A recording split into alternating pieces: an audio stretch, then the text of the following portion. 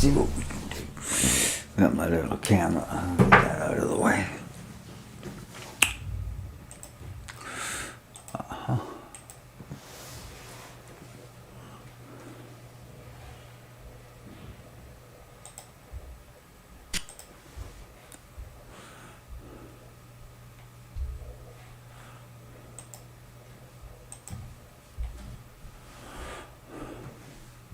All right.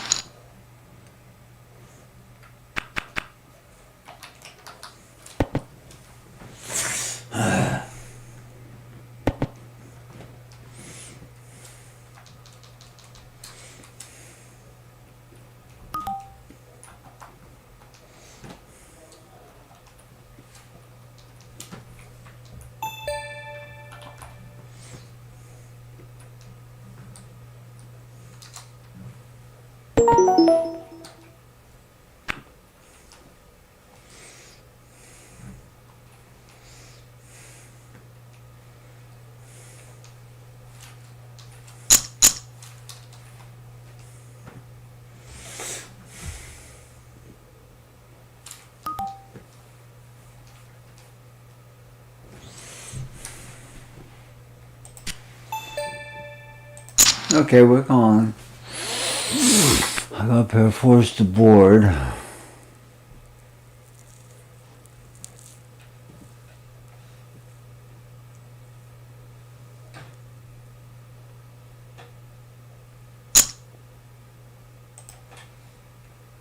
Folding it, it's not worth it.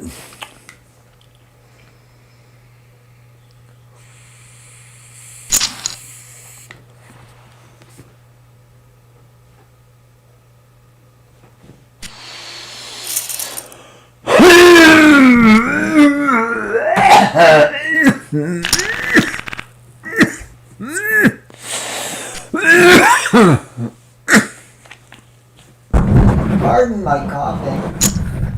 Oh dear.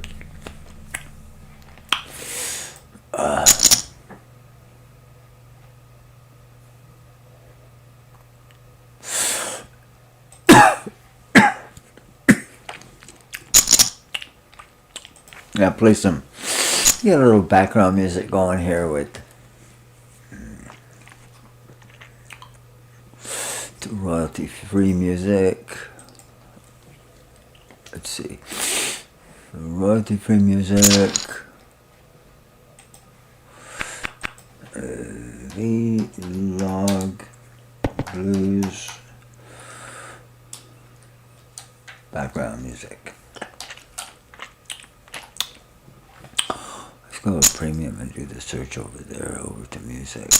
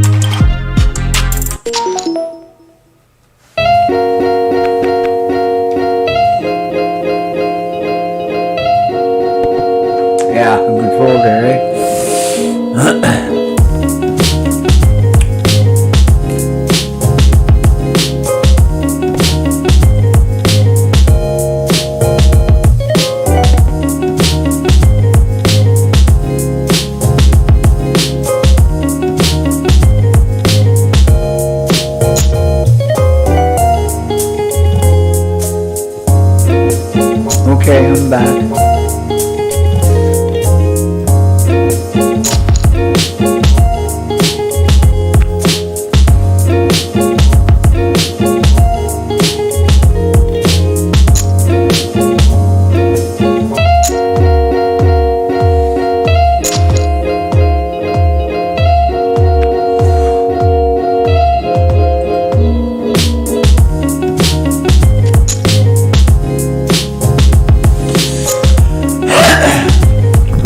Well, I'm about mid-pack, I guess.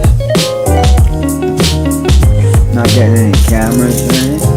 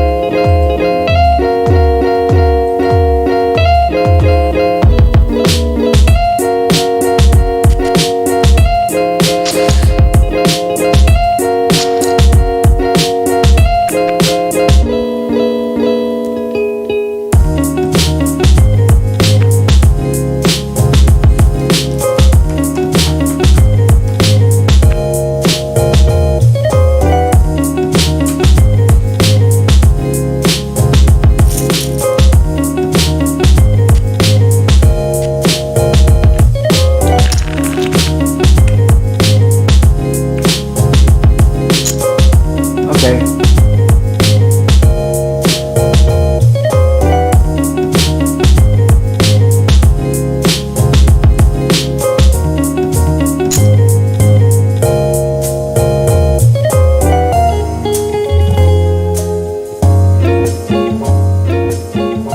There we go. That's more like it. Okay.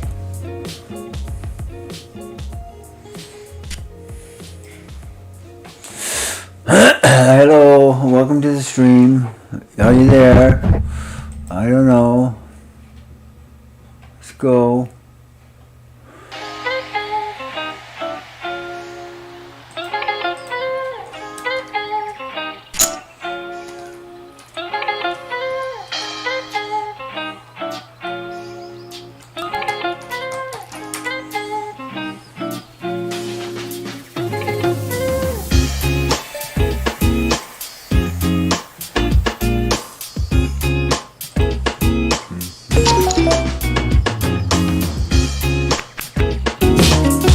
There we go.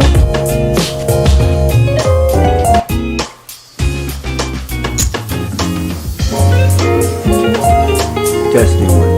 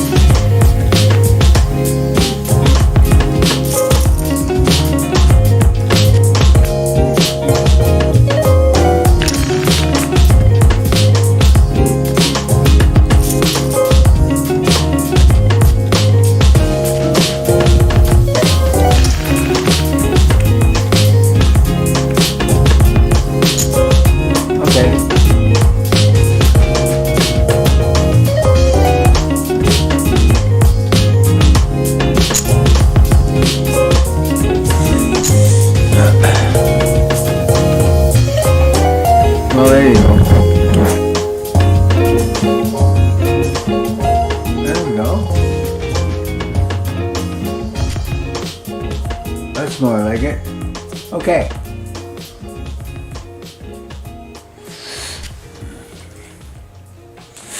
Hello, welcome to the stream. Are you there? I don't know. Let's go.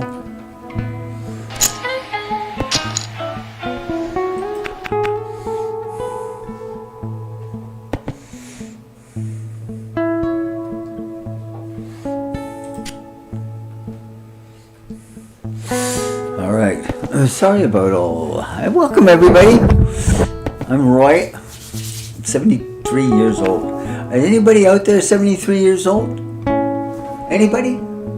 Anybody out there 19 years old? Because inside that's how old I feel. In fact, until you let your mind take over, you're going to stay at the age that you think you were the very best person you ever were. And I think I was my very best person at 19 that I had ever been. I've become a better person. And don't get fooled by what you believe when you're young. Because what you believe when you're young is only formulated by the experiences that you've already experienced. And that ain't a whole lot when you're 19. 19, you're pretty much, you're over the hormonal I'm insane. That was 14, 15, and 16.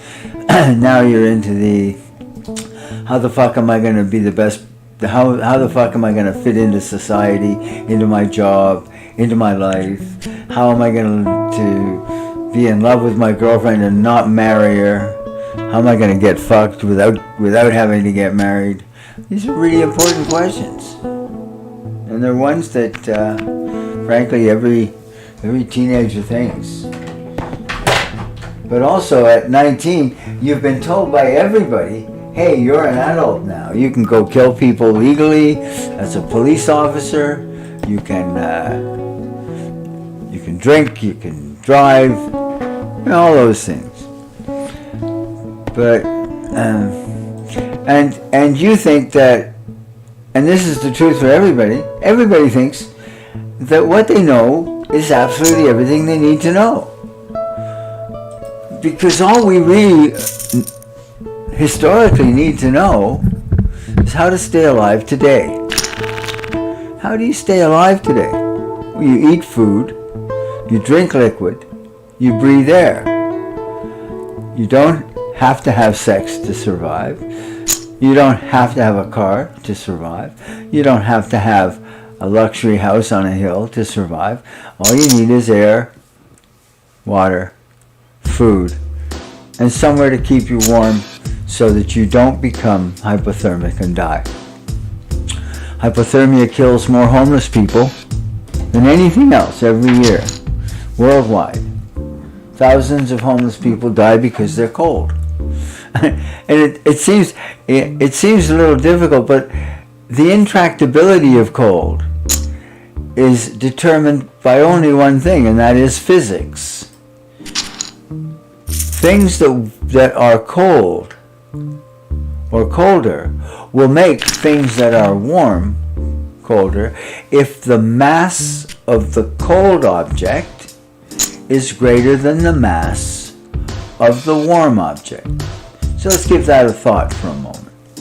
Well, you're saying, well, you know, you weigh 195 pounds, so you got lots of mass, and the air doesn't weigh anything. Aha! But that's where you're completely mistaken, and fortunately, I'm here to tell you exactly how much the air weighs when you're standing on the ground. The air weighs 15 pounds per square inch over your entire body, not just your head.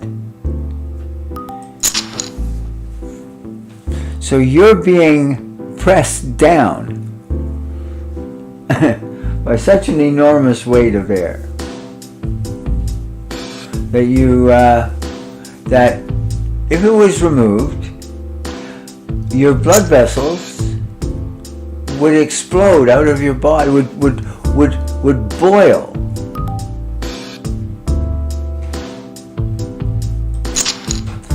And you die very quickly.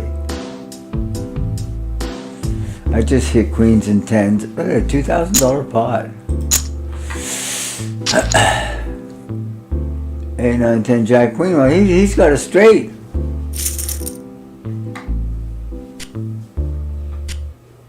Okay. Let's try this one. Okay, it'll be open in 20 minutes, so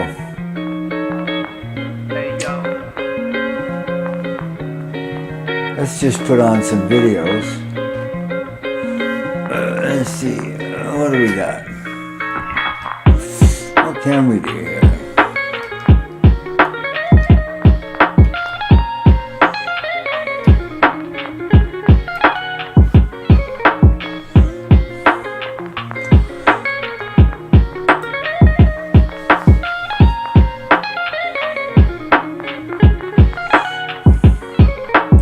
Let's watch.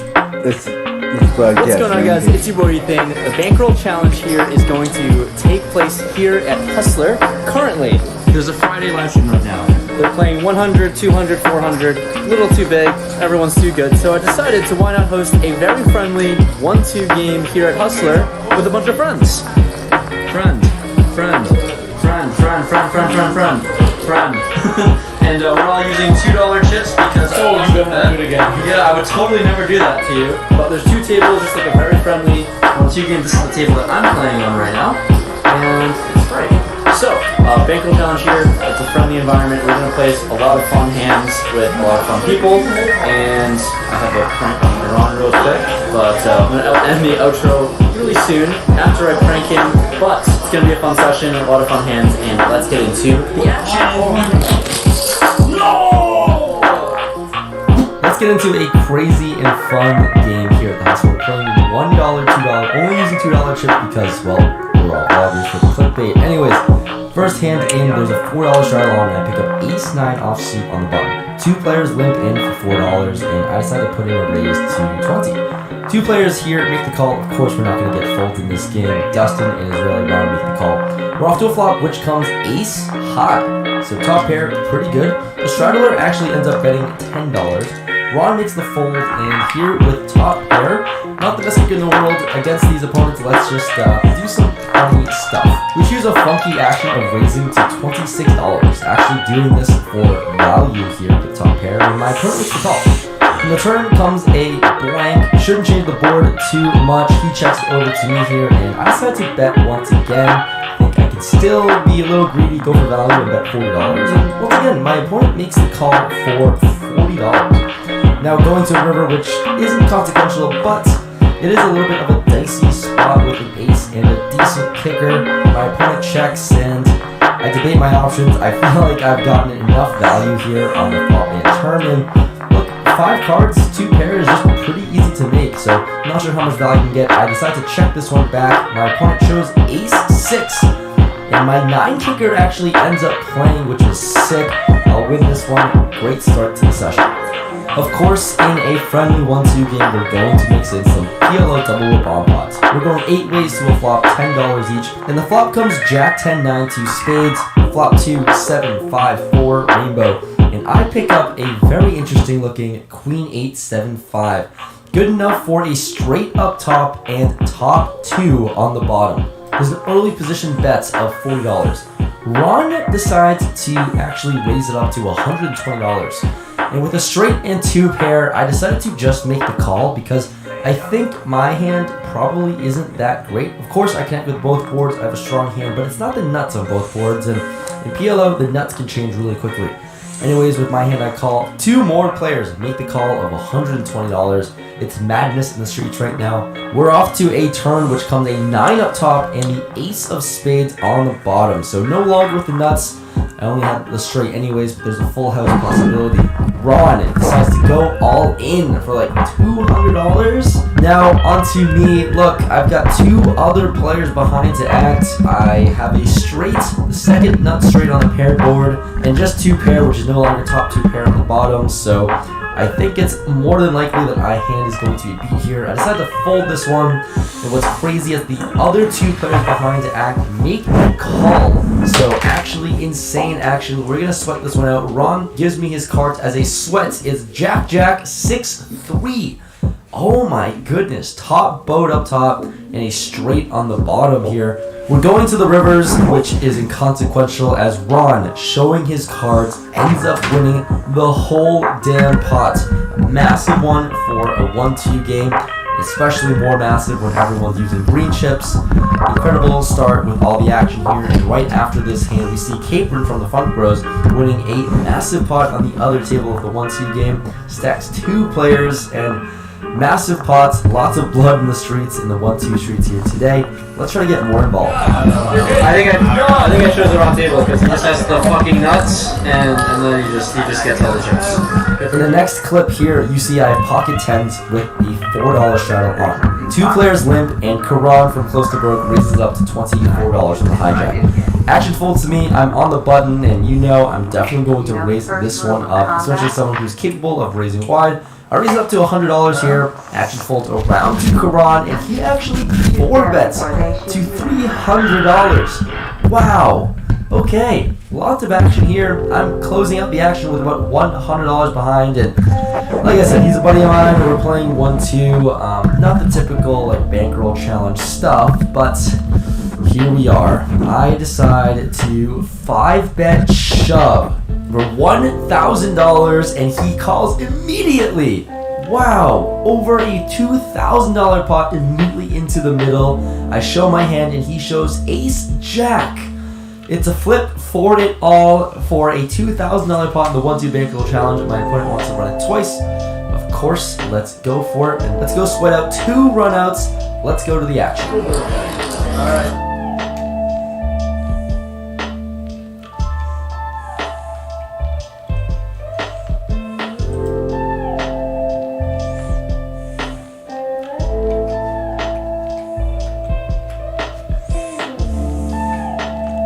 Okay, gonna watch the Rampage guy. Good luck.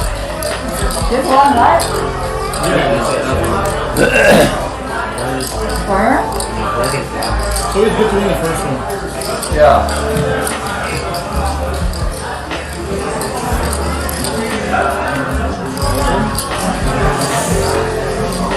And somehow, some way, I fade an ace and jack twice? Holy moly, I win a massive one. I had a total of $928 in my stack, so not a full $2,000 here as I thought, but still massive win. It does take the dealer a little bit of time to count out my stack, considering we all have green chips. So of course, tip the dealer for her time of counting all of the ridiculous amount of chips. And just like that, bankroll challenge going insane. No time to waste though, because the very next deal, I pick up 4 or 5 of spades in the cutoff. Karan raises it up to $20 with the straddle on. I decide to make the call, of course, it's a natural 9. My left, Branson, ends up 3-betting to 80. Okay, Branson here putting in some more money in the middle. Karan makes the call for 80, and of course, after winning a big pot, let's give some action, I make the call as well. We're going to a flop which comes 8-6-5 rainbow with 1 spade. So actually a pretty good flop for me, although with just bottom pair. It's a board that connects me a lot harder than my other opponents. Action's going to check through. The turn comes a 6. Board is paired. Another good looking card, as it's less likely an opponent will have a 6. Karan leads out with a bet of $100 here, and against my opponents, of course, look, I've got a pair. I'm giving action, we're playing a little splashy, I make the call. Branson folds, and the river comes in a consequential break. Action ends up going check here, and I announce my 5, show my 5, and win. Nice to win these back-to-back hands and chipping up before this next hand, just not your typical 1-2. I'm in the $8 straddle, because that's what you do when you have all of these chips. Yeah. I have ace king offsuit somehow, and there's an early position raise to $25. Karan makes the call on the small blind. Poor Karan, man, seriously, RIP to him. I end up 3-betting to $124, and Karan just wants some more punishment. I don't know what his deal is, but he makes the call. We're going heads up to a flop of Queen 9-8 rainbow. Actually gonna go check here on this flop because I don't have anything. Turn comes a 4, and my buddy bets out $200. Alright, I guess it's time to wave the white flag. You finally get to win a pot off of me. Nice hand to him. He was due for one. With all of this crazy action, you know that there's only gonna be more craziness. I'm in the $4 straddle, and there's an $8 straddle. Buddy Nick Austin starts off with a raise to $16, and you know, it's a min raise against the straddle. I have 7-3 of hearts. Let's just be as splashy as possible. I make the call, and Branson makes the call as well. We're off to a flop 3 ways of 7-3-5. Why wouldn't I just randomly flop 2 pair with 7-3? Pretty amazing spot, but unfortunately action checks around. Turn comes a 3. Gotta love that. Trying to get some value, and look, I'm playing kind of like an idiot here. I decide to bet $2. because that's what you do with the full house. You try to milk your opponents in. Only Nick makes the call. River comes a 7. What? I have every single full house imaginable. Sitting with the nuts, I bet $2 once again. And my opponent makes the call with ace high. I get the max value. I guess technically not max value because I think Nick would have called a $4 bet on the river. But I got close to it. And here we are. After winning, we celebrate with a round of shots. That's what you do when you're a wrestler and playing a fun poker game.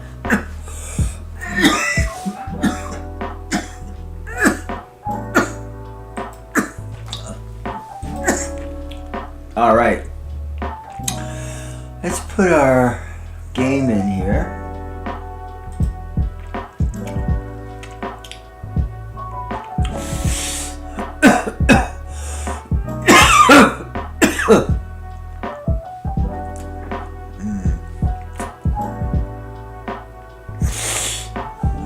There we go.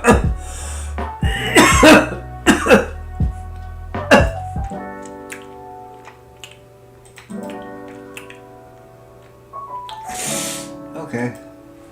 Now let's go and close our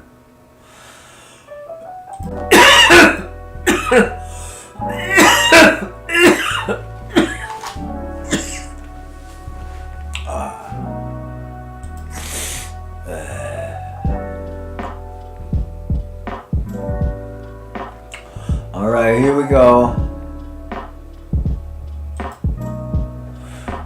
We're gonna start up, prepare to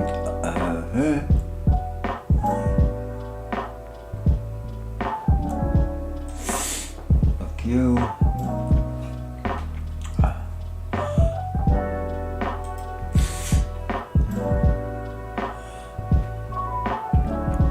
No active sky. Okay. All right, guys.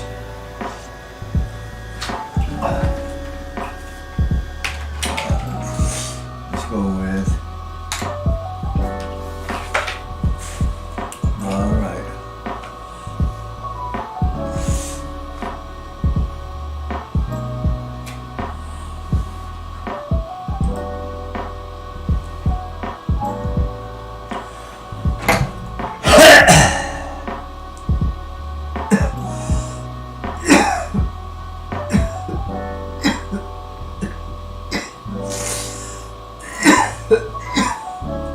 Good old